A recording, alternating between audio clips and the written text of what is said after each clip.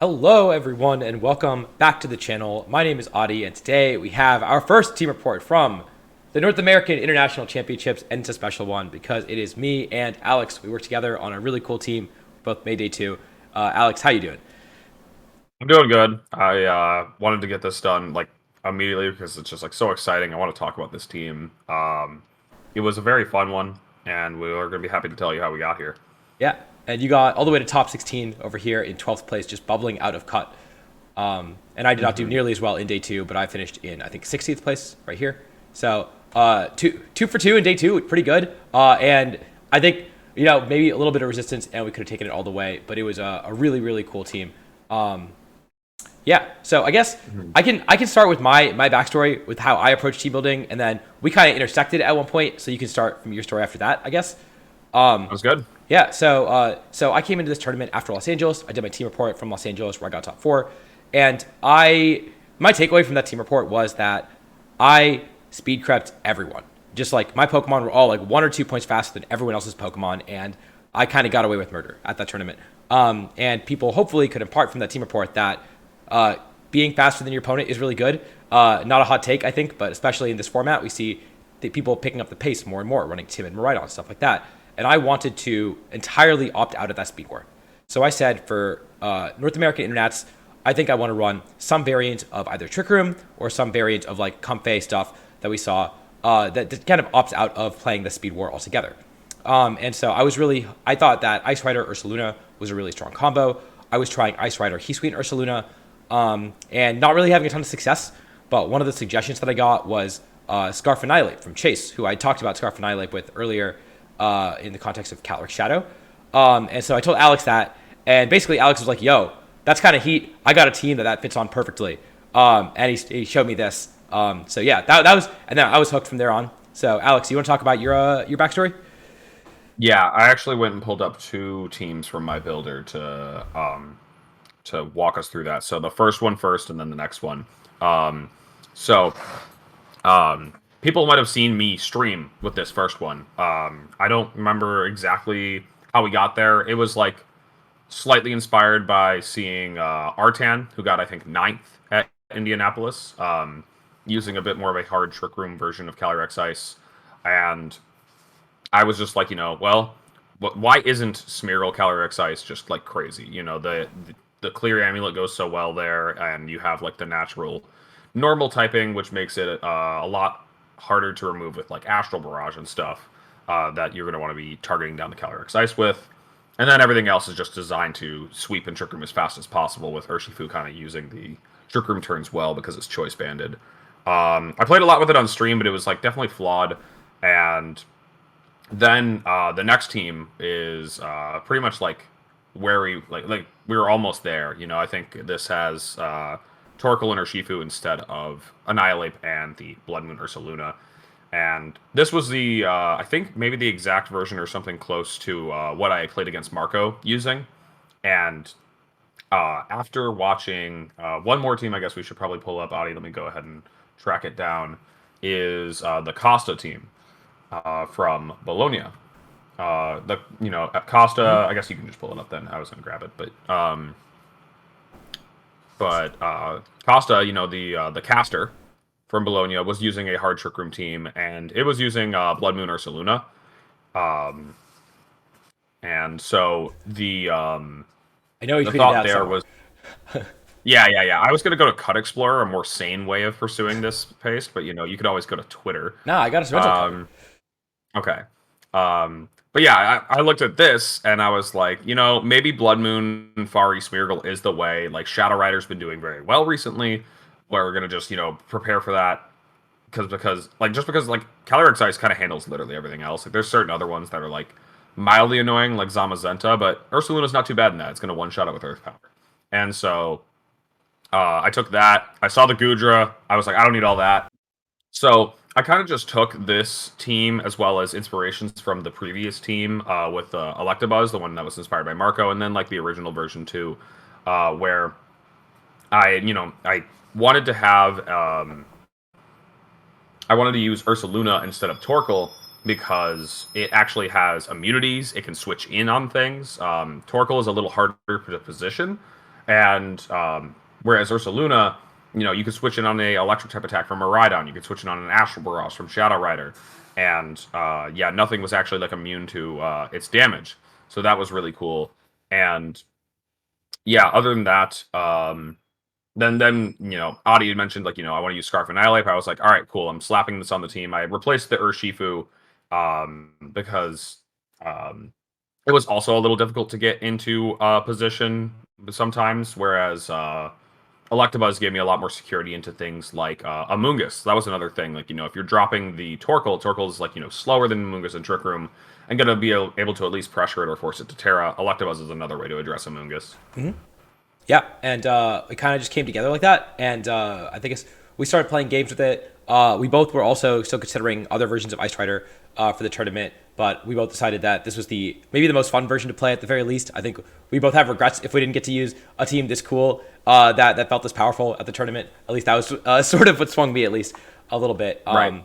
And yeah, I know we had some refinement. We talked to Chase a little bit as well because he had mentioned the Annihilate and was definitely, I think, building something similar. And he chickened out of it, but we did not, and had yeah, and we just kind of finalized it from there. I think I guess we can go through each of the Pokemon and kind of talk about what they do. And I guess Alex, since I think you put most of the EV spreads together, I'll let you do that. Yeah, let's actually just like talk about one big concept on the team with the EV spreads. I call it the conga line.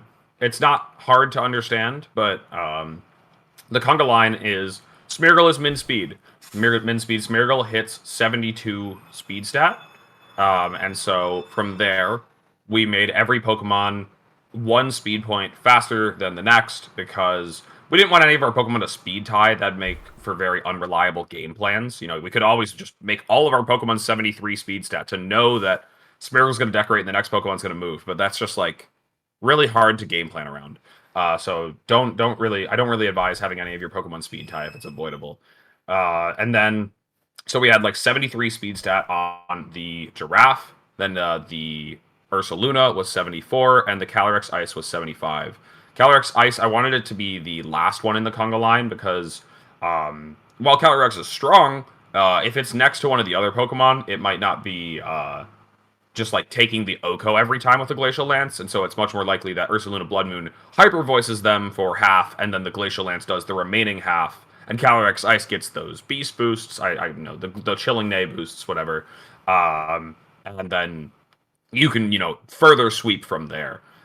So yeah, it goes like Smeargle, Giraffe, Blood Moon, Cali Ice. The rest of them don't really operate in it. Electabuzz is got a speed stat that's like a little bit faster than Incineroar, and that's actually not intentional. You can see that it has 0 speed IV or EV changes. It just ends up being 125 stat. Everyone's running max speed Incin, and this guy's just a little bit faster because what is it? 105 base speed? Yep. And no, I think that's actually really important. I think that we really needed to, or we really wanted a Pokemon that had Taunt that was faster than Incineroar. It stops them from taunting you, so you can set up Trick Room. It stops them from Will-O-Wisping you, so you don't have to worry about that. And you don't have to necessarily Terra Fire when you don't want to. Mm-hmm. And so, yeah, like that was actually a really big part of why Electabuzz felt really strong was it could just taunt Incineroar before it can move.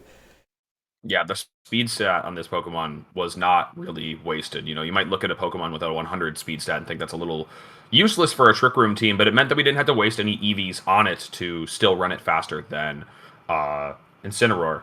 But yeah, we'll save the best guy for last. Let's talk about Calyrex Ice and what it was doing on the team. There are only other couple notable things here. We're max attack because we want to sweep as strong as possible. I ran the 4/4 defenses and the rest in HP after we already talked about the speed stats. The EV spread is nothing too complicated or interesting here, but the choice of close combat. Terra Fire is also probably the best defensive Terra and utility Terra. We don't want to be slowed down by Will-O-Wisp, and we already have good answers to Spore with Electabuzz. So close combat. This was mainly chosen because it could get the drop on the frail Incineroars much more reliably, as well as giving us extra oomph into Pokemon like Terapagos. And also Zamazenta. If you got off a Decorate in close combat into a Zamazenta, that Pokemon was going to have to start being a little bit more scared of you. The high horsepower choice could have been all right, but I think mostly high horsepower on Calyrex Ice is strong because it's a Pokemon that wants to play the long game and live forever, and dropping its defenses is kind of a hindrance to that. But if you're running a Trick Room team, you might as well just go all out on power. And I don't know, it felt like the right choice. What do you think, Adi? I think that this is probably the one choice that I would change. I would probably want high horsepower. I think Right? that it was a reasonable justification. We already had a really strong ground coverage, so I understand why we did it, and it felt fine in testing. But in practice, all 3 Terapagos I played had Grimmsnarl on them, and so you don't really ever get to close combat them. You just have to Glacial Lance through them. And so it didn't really come up there. And then also, I was never really confident enough to close combat an Incineroar or try to approximate its physical bulk and say, close combat. Or rather, there weren't situations where I would assume that they would live a high horsepower, because everyone wants to live a high horsepower, but wouldn't live a close combat. And so I did not click it in really, especially like consequential ways, where high horsepower, I think, honestly, I didn't play especially well against Lucatrude. I'll talk about that, but he had a Terrafire Koraidon, and I wasn't bringing my Ursaluna, and I kind of got punished for that because I didn't have high horsepower. So that was the one place where I really missed it. Although that being said, honestly, with this team, you're just clicking Glacial Lance. Once you get to +2, it really doesn't matter. Yes, absolutely. So, I think there are a couple of things that we'll talk about that could be changed, but at the end of the day, it's not terribly important to hone in on this one decision, and you can definitely make some changes going forward if you want to use a similar team to this. Um, and we'll also definitely have to talk about because it's funny. I don't know if Adi and I ever got time to sit down and talk about our runs outside of the tournament. We were too busy hanging out, and once we're done with the tournament, why talk shop? Let's actually enjoy ourselves. And so we probably had very different runs. Maybe I played more Zamazenta or Terapagos or something, or we probably both played equal amounts of Terapagos. But I know that I didn't play a single Kyogre, and Adi played against 4 of them. So yeah, we'll get to that when we talk about the run section. Sometimes you just really wish you could high horsepower and Overquill, but Yeah, right. Anyways, so that's close combat for you. And the next Pokemon we'll talk about is, let's go ahead and talk about Ursaluna Blood Moon. Ursaluna Blood Moon was the second most important Pokemon on the team. You didn't bring it to every single game. There were times where you would just go all in on a Calyrex Ice sweep, and you were right to do so. Sometimes Final Gambit, Double Follow Me, or a Giraffe could work and get all the KOs you need, because Calyrex Ice with boosts is that guy. But Ursaluna Blood Moon was also that guy. I've been saying it since Rajan won Indy with it, that this Pokemon oftentimes feels like a second restricted because of how much power it can pack, and the spread moves are important for sweeping and Trick Room. It has a nuke. I would say Blood Moon is also very important to have on the team because it stops things from reversing Trick Room. If you're fighting down a Fari Giraffe or an Indeedee, then you can just blow it up with a Blood Moon and prevent a Trick Room reversal. Also good at getting around Wide Guard. If Wide Guard is going to be bogging you down, well, just Blood Moon. Yeah, pretty straightforward. It's got fantastic immunities this format too. It means that you can really aggressively switch it in at times against Pokemon like Miraidon, Pokemon like Calyrex Shadow. And so if they are trying to nuke you after you set up Trick Room, you can just kind of hit through them potentially. I think I don't want to break down any game too specifically, and you're gonna have to keep me in check, Adi. But one small quick anecdote was against Marco Fierro in Game 1. I had led Smeargle plus Calyrex Ice into Shadow Rider, and I just Trick Roomed and switched in the Bear, and I had both my sweepers on turn 2 because I was gonna be able to tank an Astral Barrage to the face on Calyrex Ice with a Terrafire. And the Blood Moon Ursaluna just has that immunity. So then the rest of the game was just super offensive aggressive because I had both my sweepers in on turn 1. And you can do that with this Pokemon. You can't really do that with something like Torkoal, which was a Pokemon that we had or at least I had on an older version. And I really appreciate that Blood Moon has actual immunities. All right, let's talk about Smeargle. So I'm kind of going through them in order of strength. And so Smeargle was the next Pokemon that I think was coming to most of my games and was super strong. It never felt bad to bring. Fake Out, Follow Me, Decorate Spore. This Pokemon was super annoying. The EV spread, by the way, might just look simple, but one thing that's nice about it is it can live Surging Strikes from Urshifu if it doesn't have any extra modifiers. So if this is your standard, Choice Scarf, Choice Scarf Adamant Surging Strikes, or if it's a safety goggles, surging strikes. Those Urshifus are not going to be able to take you out in one hit. You do not have to Terra Grass. And so you can just, redirect that, and then they're going to be forced to either Aqua Jet you on the next turn, which can steal a turn, or if they don't have Aqua Jet, which some of them drop for things like Taunt, then you can just go ahead and get off to Decorating and Sporing and whatnot. And so the EV spread's nice, the moves are nice. I've had some people ask me, have you wanted Wide Guard? Like, of course. I mean, who wouldn't want Wide Guard in a format like this? But the team isn't really looking to play defensively. And so we kind of needed all the moves. There were times where I would switch Smeargle out and have a late game fake out, or I'd have it in the back and want that fake out for later. And then Follow Me is like kind of like crucial, and Decorate was also just very important for getting the Trick Room turns done. One thing I want to say about Decorate before I finish and let Adi chime in is Decorate and Feint on Electabuzz are kind of our pseudo Urshifu like style type techs where you can stop opponents from wasting your time because if Calyrex Ice is going to be hitting your Pokemon for a lot of damage and you double protect on it to stall a turn of Trick Room, well, I got off a Decorate and now your Pokemon are dying, and then you're gonna bring in the next guy's double protect and then die in the last turn of Trick Room. Like you're just kind of cooked. And so Decorate was the way to prevent your opponent from stalling out Trick Room turns by just spamming double protects. It was your setup. And so it made it a lot more efficient at using the Trick Room turns well. Mm-hmm. Yeah, that's exactly right. I think that I missed Wide Guard for sure, but the team was not allowed to have Wide Guard. That was just a concession we had to make because all 4 moves were just so important on this Pokemon. You click all 4 of them so often. I think with respect to Wide Guard, I think that I talked about Kyogre. One of the hardest matchups, I think, in general, is anything that has a spread move that can just OHKO your Trick Room setter, because we can't necessarily always deal with that.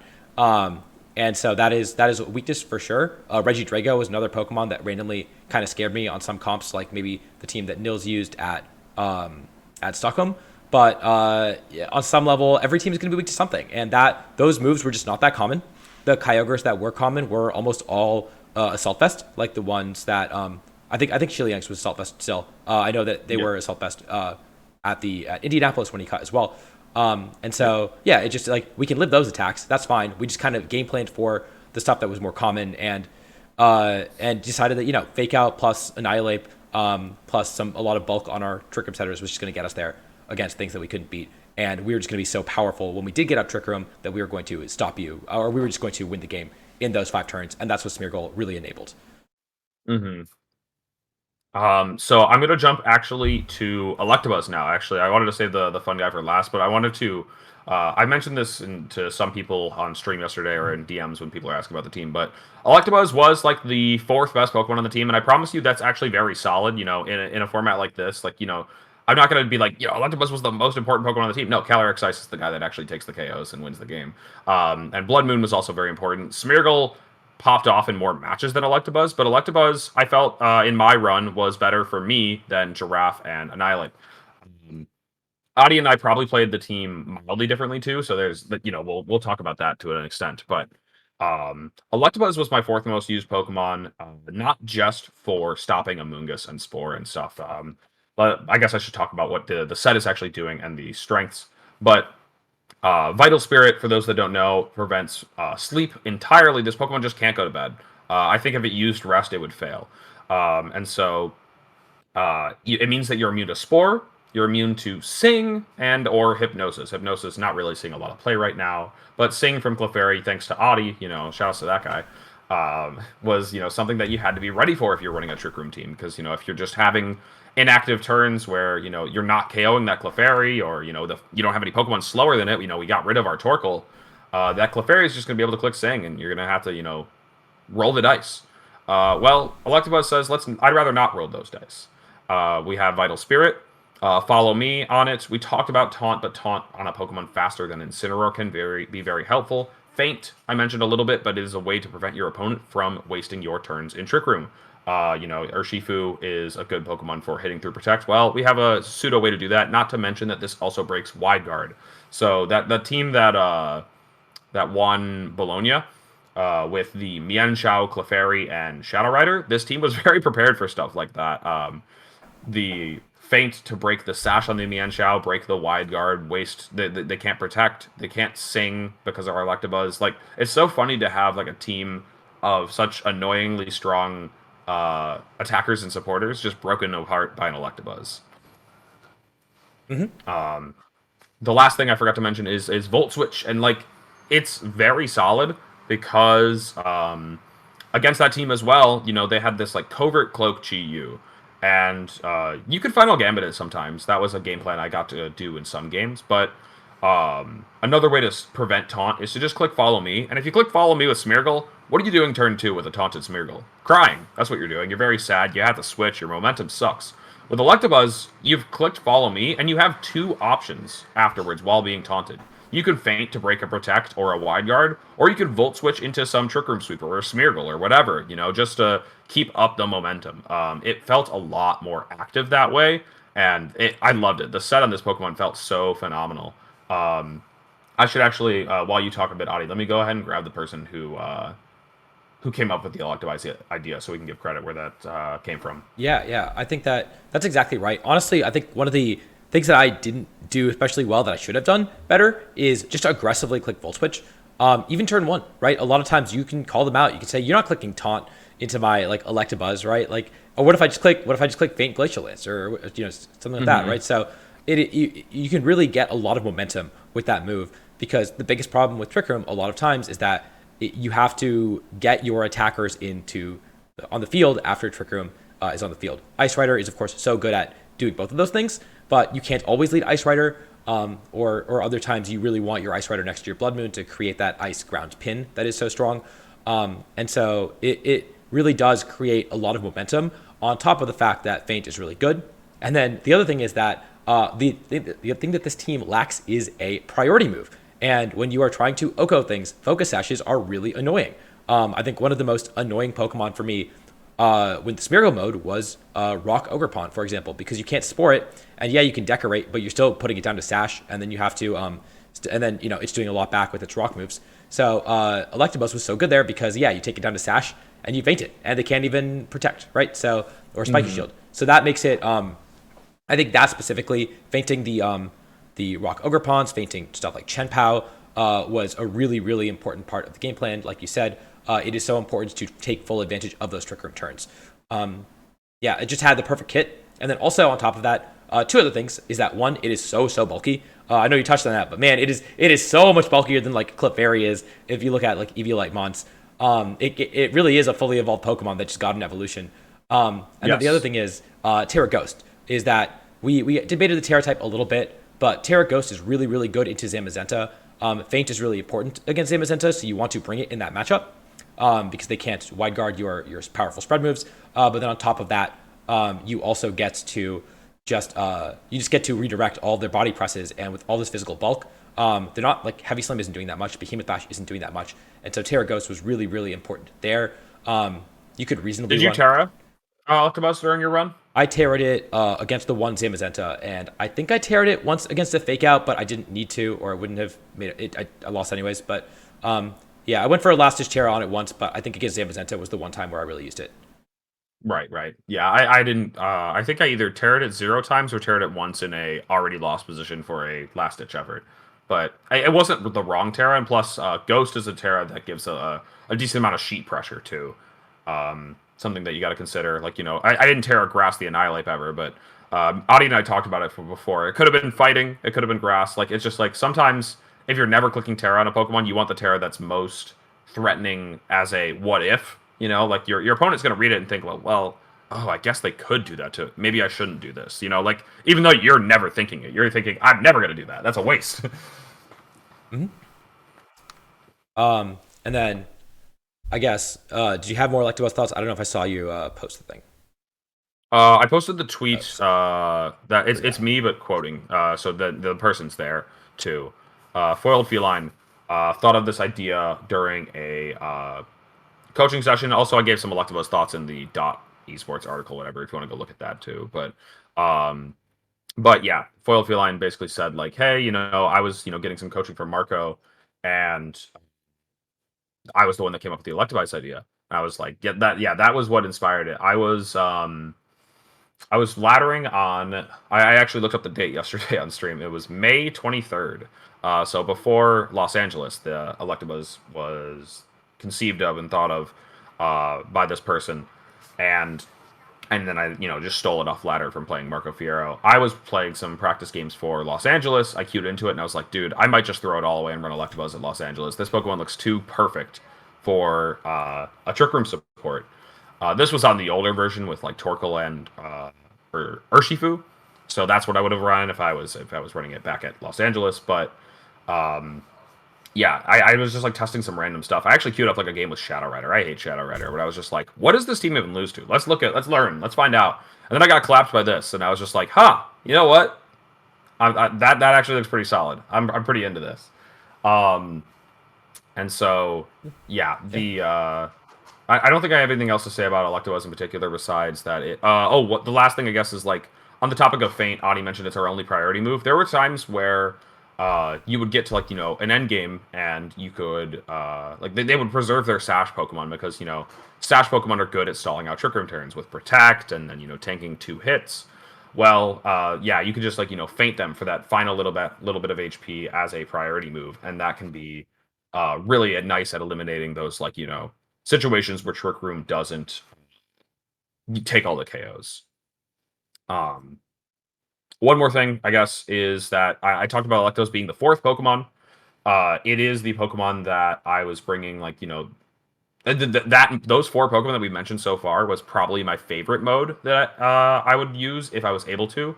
Calyrex Ice plus Smeargle with Electabuzz and Ursaluna in the back. It feels funny to have Electabuzz in the back, but basically you're bringing 2 Trick Room sweepers, and the idea is that if you can't get it done in 4 turns of Trick Room, that you're usually going to have one of the offense Pokemon alive and one of the redirection Pokemon alive, so that you can just take that final KO with a Follow Me, or set up a second Trick Room with Calyrex Ice plus a Follow Me. And I got to do that a decent amount of times where, you just having Follow Me once Trick Room ends is essentially like still having control of the game. Mm-hmm.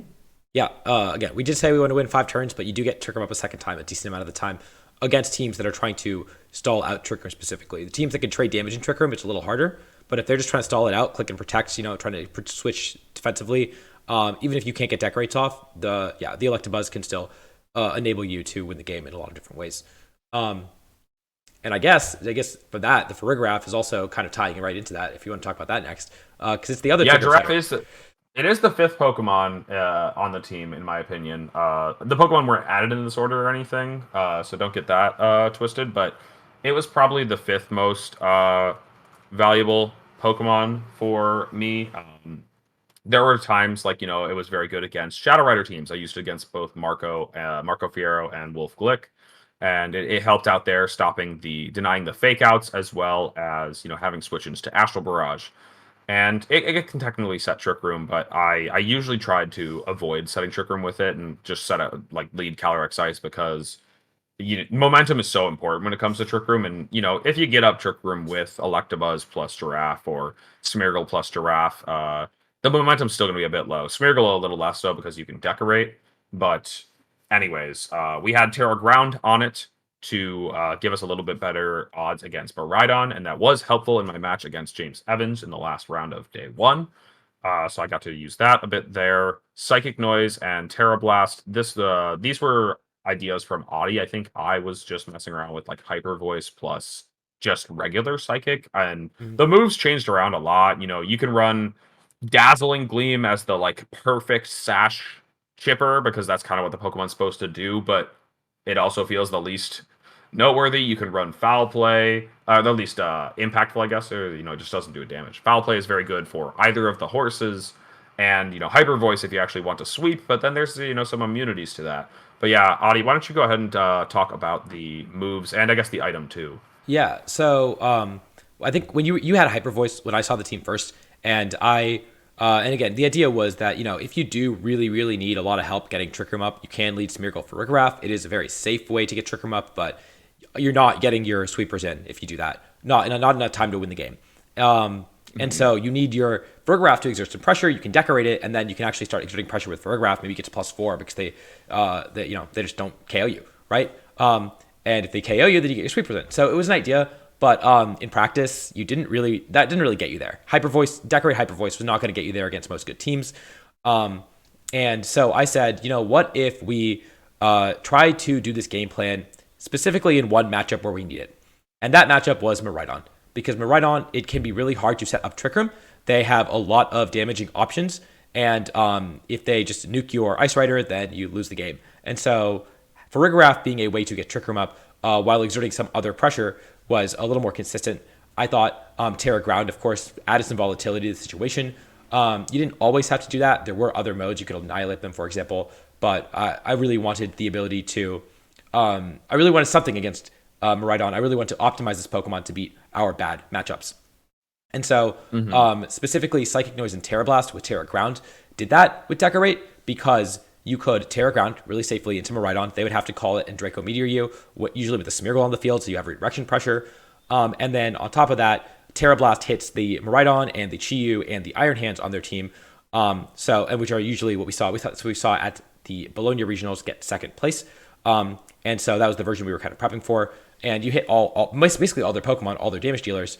And then Psychic Noise also stops Drain Punch, which from the Iron Hands, which is usually the one thing they have that can really exert pressure in Trick Room, especially given that we have 3 normal types, right? And we don't have like high horsepower on Ice Rider either to power through that. So Iron Hands is the one scary mon on that team for us once we got Trick Room up. Well, now you can Psychic Noise it, you can put Ursaluna next to your Farigiraf, and they can't actually do anything anymore.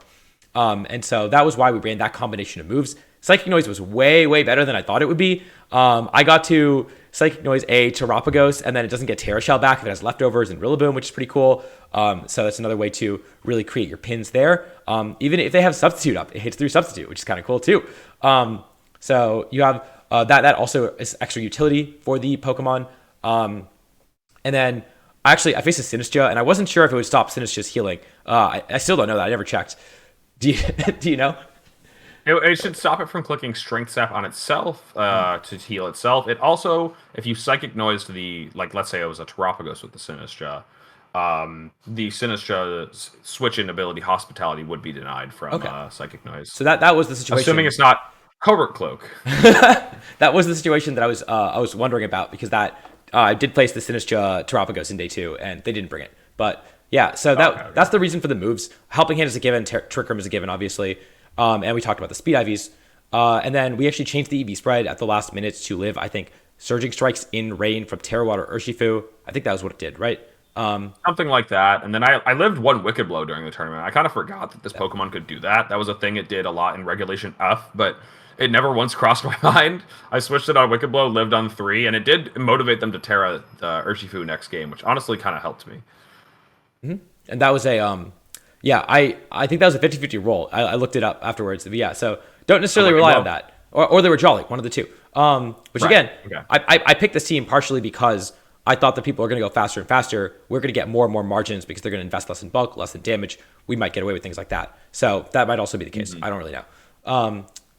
So that was the Farigiraf EV spread. I think we initially had more special bulk. We changed it kind of at the last minute. And honestly, I thought this was fantastic.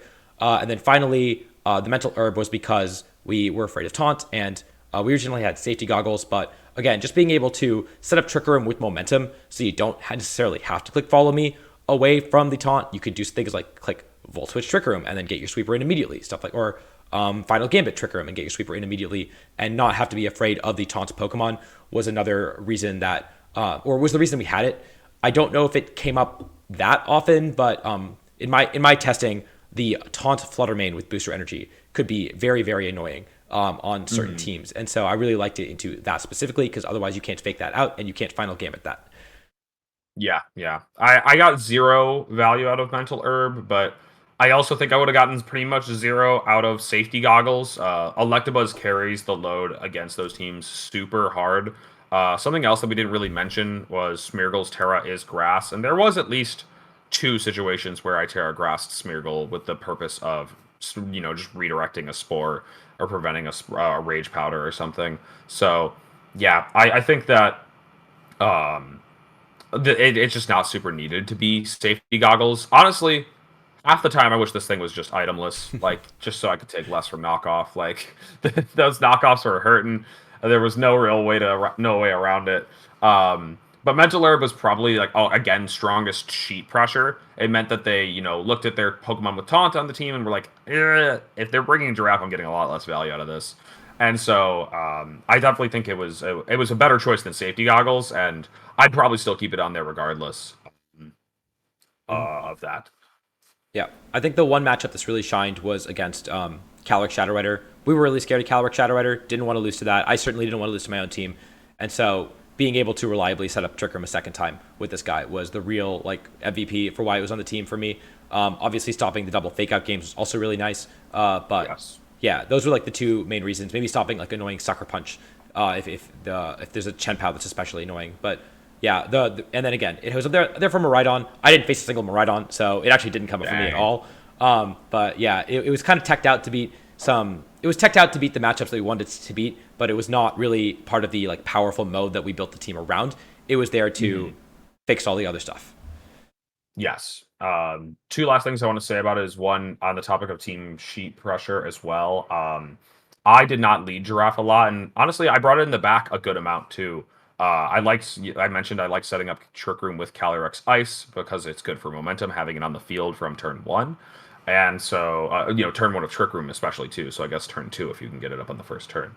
But also the number of turns I was able to steal because it was in the back was very big. And there's also probably some situations where my opponent made misplays because they assumed my Giraffe was in the back and they're like, he could just switch that in to deny my fake out, and they just didn't click fake out.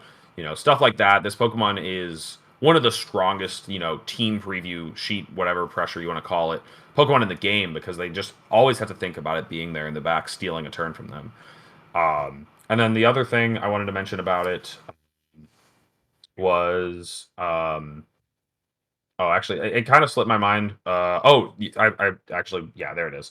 So when I streamed yesterday, just answering questions about it, Audie, one of your opponents was there and said that Mental Herb was very annoying for them. So I don't remember who it was, but they said that it was disrupting their game plans. And so even if you weren't thinking about it as part of your game plan, it was annoying them for what game plan they were trying to counter you with. So that's pretty fun. Got to consider both sides, I guess. Last thing about Giraffe. I played against Marco Fierro, and he actually did not know a mechanic, and that saved me a game. I mentioned Covert Cloak earlier. Psychic Noise is technically a 100% chance to disrupt the secondary effect of Psychic Noise, the stop healing for 2 turns, and that came up against Marco. I could have gone for Psychic Noise into his draft or his Calyrex Shadow to deny Draining Kiss, but he was Covert Cloak. He did not go for Draining Kiss that turn and instead went for Calm Mind because he thought it would still work and disrupt him, and he made a pretty crucial misplay because of it. And afterwards, I informed him of the correct mechanic, and he might have been able to win the game there. I had plans otherwise, but it was just a little bit interesting to see. You have to be careful of Covert Cloak. And so that finally, last but not least, is the Annihilate. Nothing too crazy with the EV spread, right? Choice Scarf is the reason the Choice Scarf is so powerful, specifically with Calyrex Ice, is that it's actually okay if they live it, right? If the final Gambit, Choice Scarf final Gambits, because you just Glacial Lance them, and then you get a +1. So if they feel smart and they switch into their Raging Bolt or their Amoonguss or something that has a higher HP than Annihilate, I hit a Gastrodon, and I was like, all right, sure. It's just a +1, and then. The other thing is that every single restricted, except for Terapagos, after it terrestrializes, that is even remotely relevant. There's a few that live this, but almost every restricted goes down to a final Gambit. All the common ones do, except for, of course, Shadow Rider, because it's a ghost type, and Terapagos after Terras. And honestly, even just forcing Terapagos to Terra is actually not even that bad. So good. So it's it is a pretty cool. It's a pretty cool Pokemon, specifically with the Calyrexes, because of the way that as one works. Also, by the way, if they're a Citrus Berry, they can't even get healing back too, right? You're also denying that. So not that that's a very common item right now, but it does a lot as a result. And it really just put so much pressure on our opponents to respect it at all times. For me, I felt like a mix-up option. I wasn't bringing it very often, but I tried to bring it. I would often bring it once a set. I actually probably should have brought it less because I definitely lost more of a lot of the games that I was trying to use it as a mix-up. But my better opponents definitely respected it a lot. But yeah, so on top of that, it has Defiant. So if they want to lead Incineroar into you, which is usually pretty good, especially if they find out that our Smeargle is slower than their Incineroar, maybe they want to fake us out, or they just want their Goggles Mon in front of the Smeargle, very reasonable. You just get the +1 from Defiant, and you get to close combat them and KO them, and they have to deal with a +1 Annihilate that also is next to a Calyrex clicking Glacial Lance, which is a pain in the butt. That's also a pretty good pin, right? So that was also another like really strong interaction that this Pokemon had going for it. You don't actually get to really invest in attack. Obviously, you want your final gambits to do as much damage as possible, and you want to be max speed because I think there was a discussion like you could cut a point or two in speed, but do you really want to? Like, not really. There's not really any reason to. Yeah, you don't get much out of it. Mm-hmm. And then for the last moves, we were debating between Shadow Claw, Coaching, and U-Turn, and we got to pick 2 of those 3. And I think that we picked the right 2. Coaching is really strong just because you can give anything a defense boost, and you can give anything an attack boost. And really, I mean Calyrex the attack boost, hopefully. But yeah, so sometimes if your opponent is going to play passively, you can just Coaching and Glacial Lance them, or you don't have to click Trick Room. You can Coaching twice sometimes, right? You can Coaching Trick Room the second turn after you get the +1 defense to live whatever they do.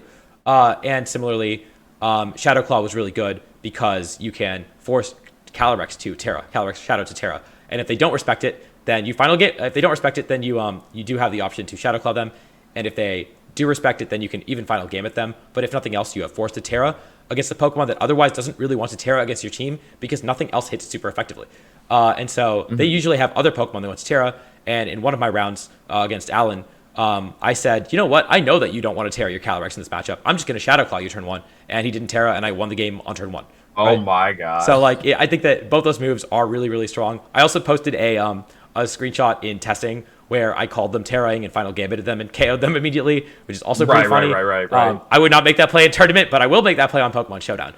So yeah, that's the reason for the Pokemon. It is pretty straightforward, but I think literally everything came up and everything was so strong, especially on this sort of team comp. So yeah, I think Ali made a lot of good points about Annihilate here, talking about like close combat and coaching and how, especially like against those things like Incineroar, you don't always have to set yourself up to Trick Room from the first turn.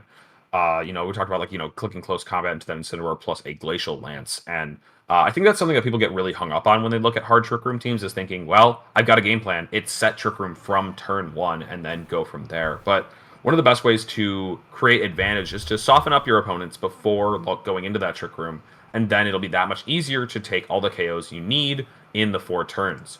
And, Final Gambit is one way to do that, to get an early advantage, or at least trade down, I guess.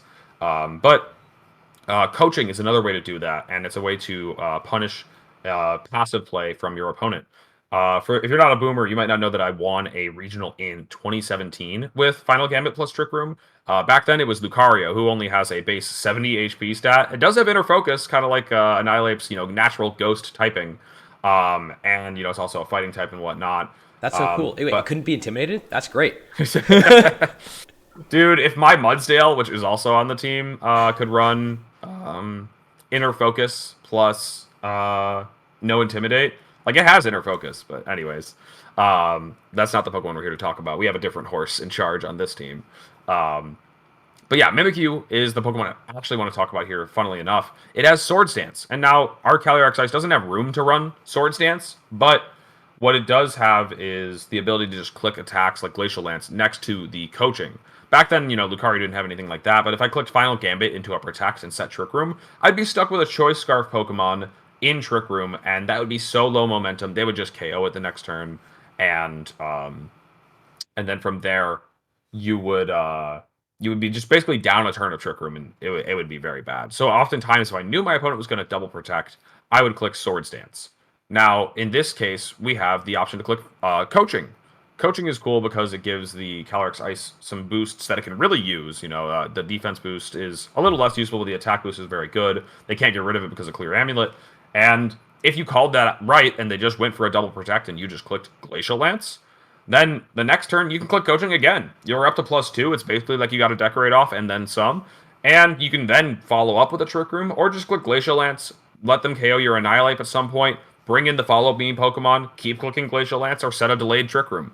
It's important to be flexible with teams like this and not just tunnel on the same game plan every time, because Trick Room's been around forever. People know what to do against it if they're going for the most simple, straightforward game plan. You got to be a little bit harder to read than that. Mm-hmm. Yeah, exactly. Actually, funnily enough, the one place where I think that I missed high horsepower over close combat was when I got to click coaching against the Zamazenta player, and I actually really wanted to keep the defense boosts.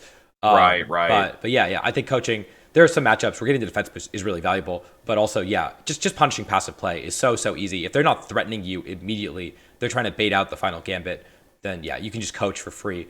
And like you said, you get Trick Room up turn 2, and it's just even better. I don't know if this was caught. We had slight audio issues, but did I mention that I didn't bring it a single time game 2? Is that or is that gonna? I don't know. Go for it. Sorry, day 2. Maybe I said game 2, but yeah, I didn't bring it a single time in the second day. It might end up just being a bit of a noob stomp Pokemon. It's probably the most cuttable Pokemon. That's why the lens we're just talking about last here. It definitely had its role, and I think against certain players, they were respecting it on lead a little more than they should have.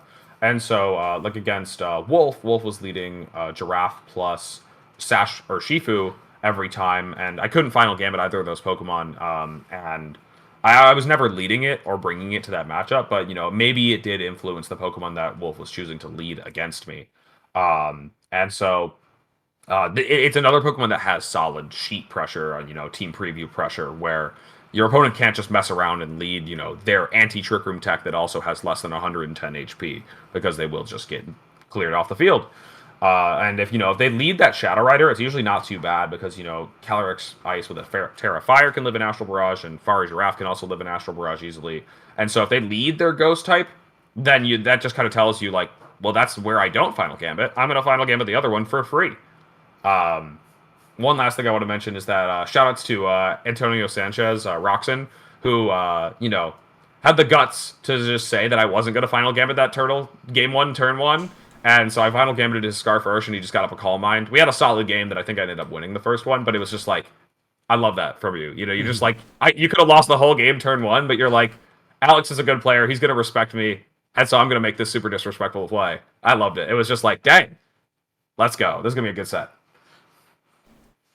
Yeah, I think that it's really, we talked about the KO's every restricted, but yeah, like I think that there's only a couple restricted that I really felt like I needed to bring it against. Kyogre was the main one. I faced 4 of them. I don't know how, but Final Gambiting Final Gambiting it is one of the few ways to like really pressure it turn 1, and stop it from just clicking like if they lead like Serena Kyogre, right? We don't have any punch to that. They can Helping Hand Water Spout and just KO our entire team unless we threaten Final Gambit, stuff like that. So that was one place where you needed it, and then Miraidon was another place where I like bringing it. It's nice to have 2 modes into Miraidon. You don't really want to be stuck into very linear modes, and so again, because they don't have Protect, you're always threatening a Final Gambit, and if they don't lead Speed Control with their Miraidon, which they don't really want to do against your team, then you can really threaten a free Final Gambit on the restricted, force it out, and get Trick Room up a lot more reliably. Yeah, if Miraidon can't have a good turn 1, then it's a lot sadder, especially because it can't switch in on Glacial Lance later in the game if it's not Terra Electric already and whatnot. Yeah, the team has a couple of good techs for that as well. It was probably the matchup that was still the scariest of the main restricteds.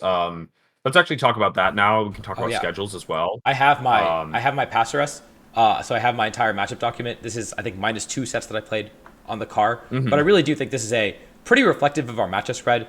Miraidon is a little worse than I think it was. It's 44% here, but we like practiced the lines the day before the tournament, 2 days before the tournament, and I think we got better at playing that matchup. But yeah, I guess, and then you can see right here the crazy matchup spread against some of the more common Pokemon like Calyrex Shadow and Koraidon, where I felt like we beat that so consistently. So I actually really liked our matchup spread going to the tournament. I did not know this was going to be the Kyogre tournament, where that was our worst matchup, and then Dark Urshifu was the other guy that I think we both had a lot of problems with, and thankfully I think I dodged it all day, but you did not. Yes, I do think it's really amusing because Gold is a Pokemon that we've kind of haven't talked about a lot yet. You beat it 4 out of 4 in this Passers talk, but Gold is probably one of the main Pokemon that I think you concede against when you drop high horsepower on your Calyrex for close combat, but that's like it's reasonable and doable. You see that Adi won 4 out of 4 times. Eventually, it can only take so many Glacial Lances, and her high horsepower from Blood Moon is going to one-shot it as well. But yeah, that's another Pokemon that we've yet to mention. And then the Koraidon matchup is just kind of way too strong. Like it's not a restricted that you need to be beaten this hard, but we do.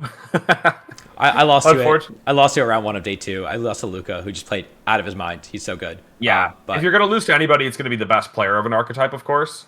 So I don't fault you too much for that one.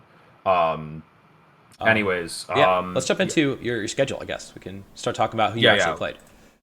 So I wrote my restricteds, and I'll talk about those here. Do you happen to know your count, Audie, or because I want to know how our schedules differed? I can pull it up. But I know one thing that differed a lot. Yeah, I can tell you one thing. That answer is pretty easy. 1 fish, 2 fish, 3 fish, 4 fish. Oh, I've got a story about this one. You know what? If you want to hear all of my war story, I'll talk a lot more about this on Top Takes. But I had some. Man, these first 3 rounds were absolutely insane, and they led to some really, really funny interactions. So I played against Koraidon in the first round. I'm not gonna do a round by round or anything. But I played Koraidon first. Then I played. This is not in order, but I played 3 total Zamazenta, 4 Terapagos, 4 Calyrex Ice, 1 Miraidon, and 2 Calyrex Shadow. And so no fish in there. And then maybe we talk about Adi's stats there when we get to his. But yeah, I did play against a good player from the start, though. Koraidon from a J. Modri, Juan Manuel Odrizola.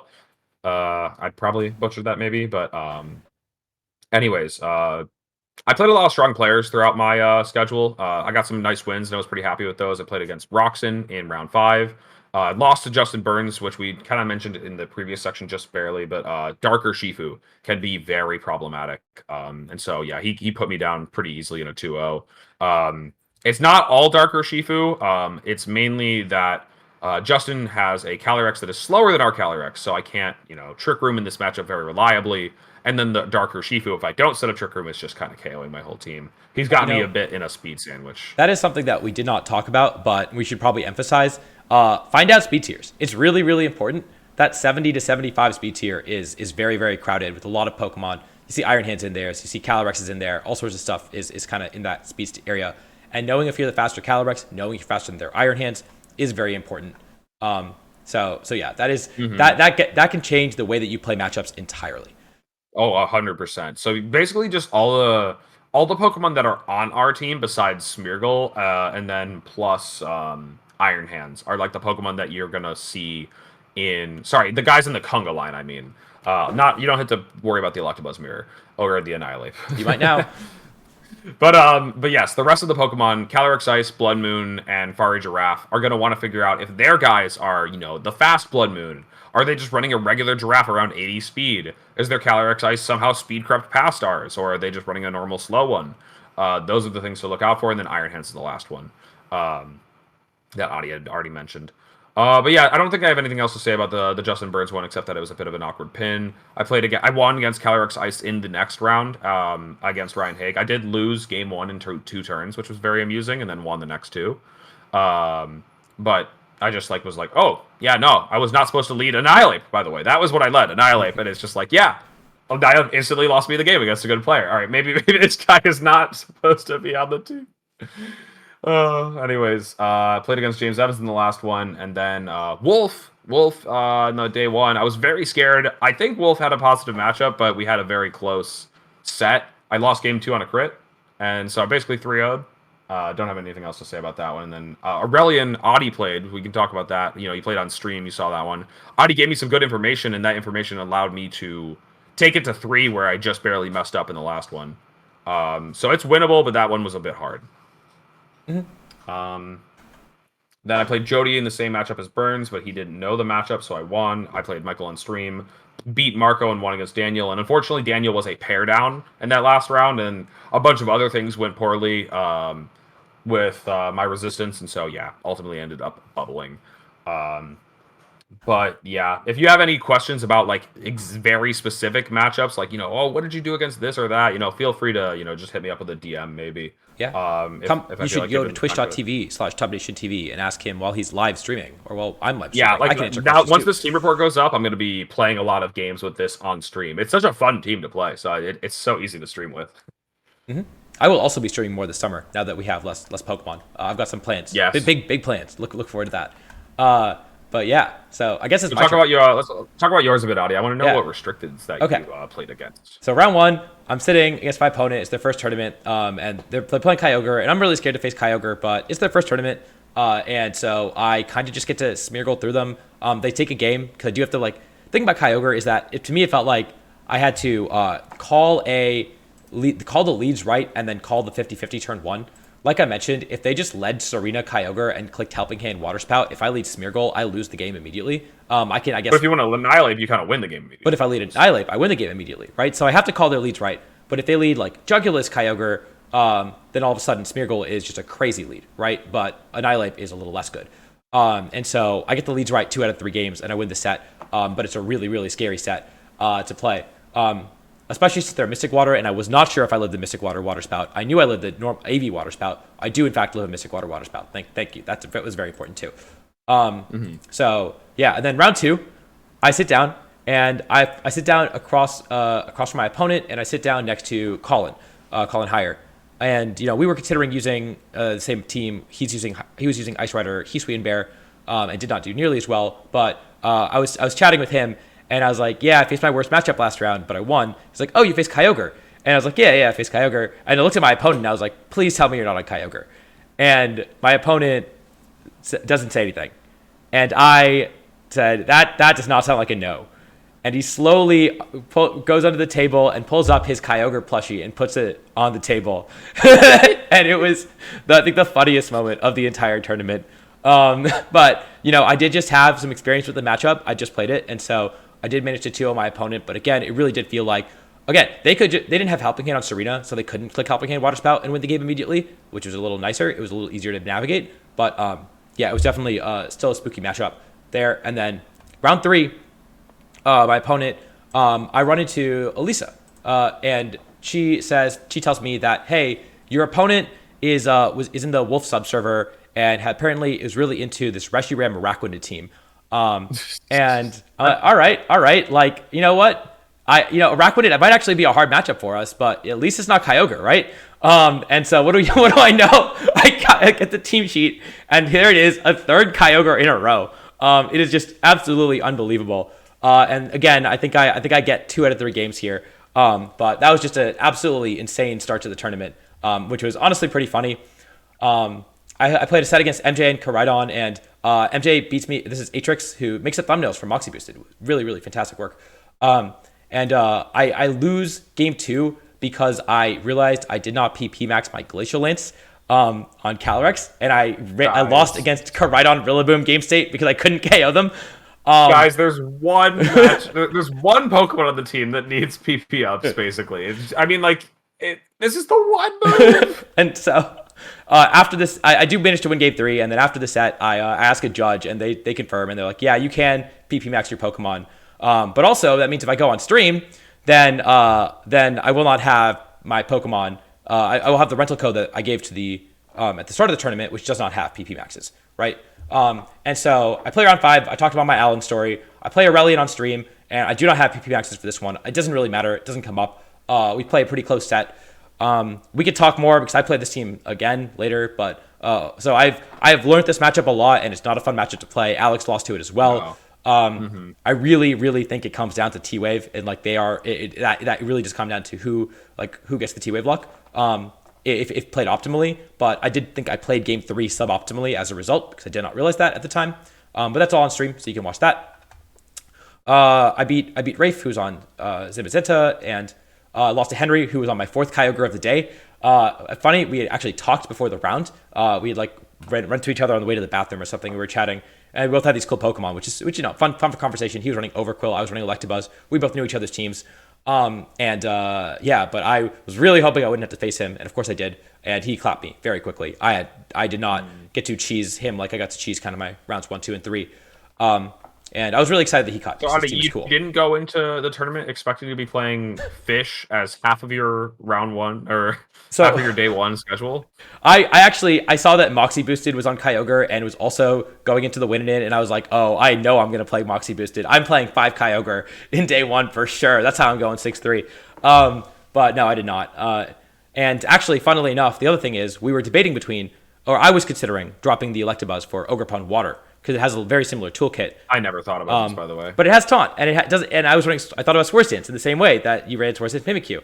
But it was like it wasn't quite good enough. But oh my god, it flips the Kyogre matchup so much, right? And that's the one thing that I was thinking about it for. And yeah, if I had known, you know what? I think I probably would have lost the Overqwil anyways if I had a Water Pond. So it worked out. But man, that I did not realize what the metagame was going to look like going into this tournament. But you know what? I got the round 9 against Ruben, who was using the same team as Edu, and I had just gotten hack checked. So I was talking to Ruben at the hack check line because we were both getting hack checked before the round. And you know, he told me that he hated the fact that I ruined the format, and also hated the fact that I made Calyrex Shadow popular when he and Edu were working on Calyrex Shadow for a while. And also, this was also just the Electabuzz game. I mean, Electabuzz just so much work into this team.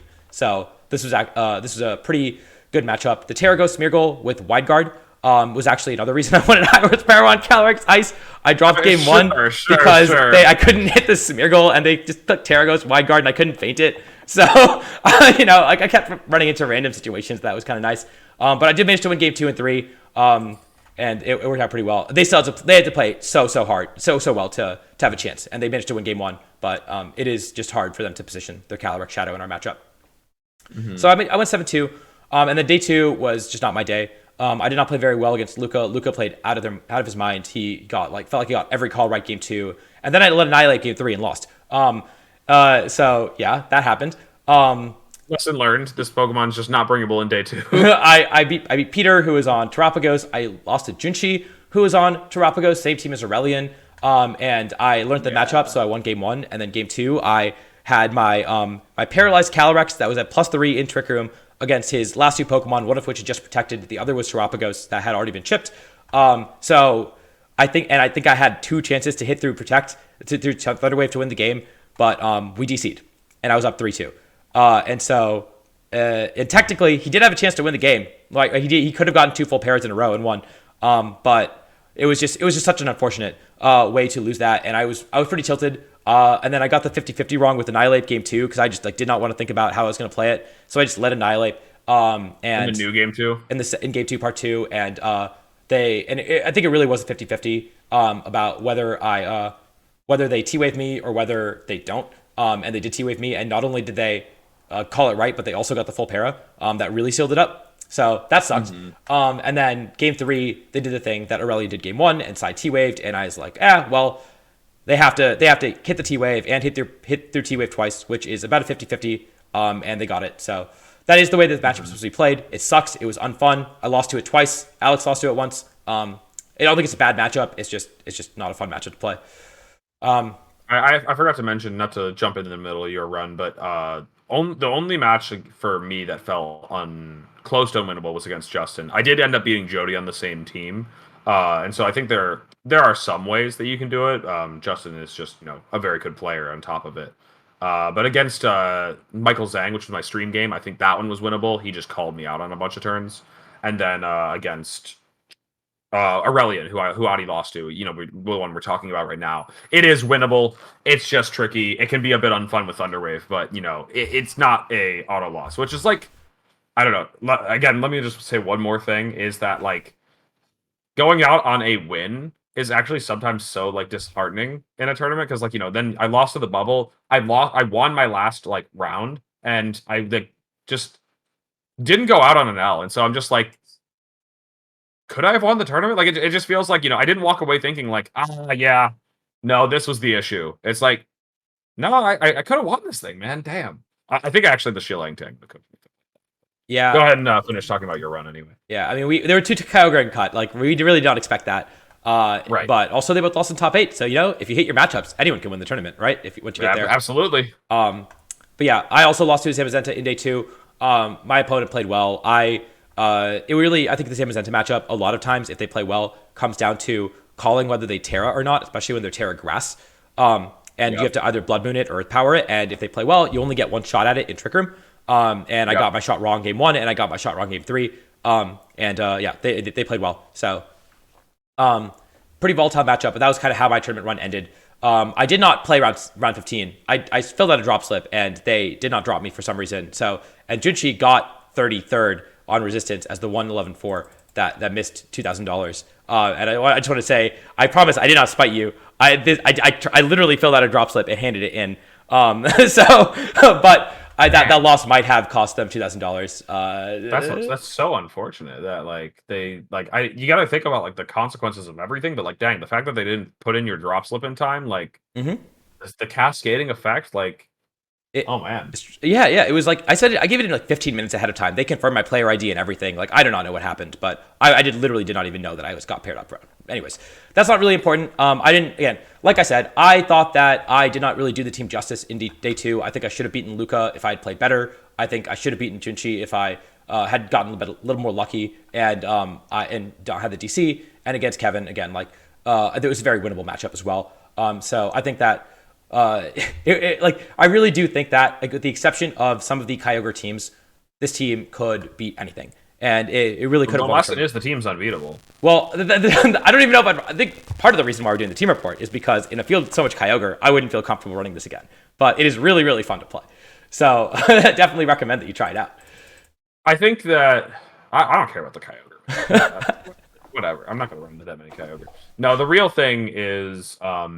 That hard Trick Room teams like this are also capitalizing on your opponents being unprepared for a strategy like this. And so going into the World Championships, I think it's a bit unlikely that I would bring a team like this just because people are going to know their Trick Room matchups. People are going to know the best ways to stall out the turns and to keep their important pieces alive or to, disrupt your Trick Room enough that, you don't actually get enough value out of it. And so I think that a team like this was perfect for NAIC, where Adi talked about at the beginning of the video. Everyone was going faster, and we opted out of that by going just slow. But people are going to be ready for everything at Worlds, and so I think a Trick Room team like this is going to have like a bit of a low ceiling, in my opinion. Who knows? I might just be lying, and this is actually what I'm bringing to Worlds, but we'll see. Mm-hmm. And we got a while before Worlds, so we're gonna definitely lab it out. And you know what? Maybe we will bring a variant of this to Worlds. Maybe we'll switch some things up. But I thought it was a really fun team to play. So I definitely recommend that you try it out. Again, I had so much fun playing just ladder games with it and learning how to use it. And learning from Alex, who is one of the greatest Trick Room players of all time. This was not my forte. Remember, I was using a Calyrex Shadow team 2 weeks ago at LA, and I had basically 10 days to learn how to use this archetype that I had never really put a lot of work into. And I think it only really clicked for me like a day or two before the tournament when I started winning a lot more on ladder and I started feeling a lot more confident. It seems like a stupid team to play and you can noob stomp a lot of players, but it does take a lot of, you need to have the intuition to some extent, and you have to be very precise and really see the lines to how you can see through 5 turns in the future in Trick Room. And that's not always easy to do. So I think it really does force you to cultivate a new skill set that you might not be forced to do with other teams. So with that, I definitely recommend that you try it out. Alex, what do you think? I'm hoping we see it on Cybertron's channel. I think he would love to play an Electabuzz team like this. Also, Adi, this is not a 5 PvP Glacial Lance. No, I fixed it. I did actually fix it, and re-uploaded it. Yeah. Just wanted to double check. Yep. But yeah, that is all that I have to cover. We are going to talk more about the tournament experience itself. Probably not going to depth about a run because you streamed your talk about your run, and I just I talked about myself. I wanted to leave room for the guests to talk about stuff as well. So, but yeah, we're going to talk about the tournament experience and the metagame and everything like that on Tub Takes. Which, if you are watching this when it comes out, we're gonna be live on Tub Takes today, and it'll be uploaded on YouTube tomorrow. So make sure to look out for that and look out for a lot more content both on Twitch and on YouTube coming up soon from both of us. I am nearing 5K subs on YouTube, so I'd love it if you subscribed. And also, we just cracked 2K followers on Twitch, so you should go follow us there too. We're growing really quickly on both platforms. So yeah, thank you for all the support. Everyone who came up to me and to Alex and said, we love your content. I mean, it really means the world to me every time. It was so cool to see the outpouring of support. I don't think I've ever taken as many pictures with people at an event before this one, so that was really cool, really awesome to have so many people come up with for coaching, streaming, and just a fan in general. It was really awesome, and yeah, never be afraid to say hi to us if you're at an event. Anything, it was cool. Yeah, I don't think I have anything else to add, but yeah, definitely check us out on YouTube and streaming this summer. We're gonna be doing a lot. Yep. And yeah, as always, shout outs to Tub Nation. Y'all the best. Everyone who helped us prep. Shout out to Chase too for helping us out with the team. Yeah. Yep. Any other shout outs, Alex? I mean, I don't know if I'm supposed to be shouting out my org here, but shout outs to AFG anyways. Why not? And yeah, and shout outs to Gina. But otherwise, everybody else has been covered. Tub is the main one that I want to mention. So yeah. Well, yeah, and thank you all for watching. And with that, until next time, we'll see you all later. Peace out, peeps.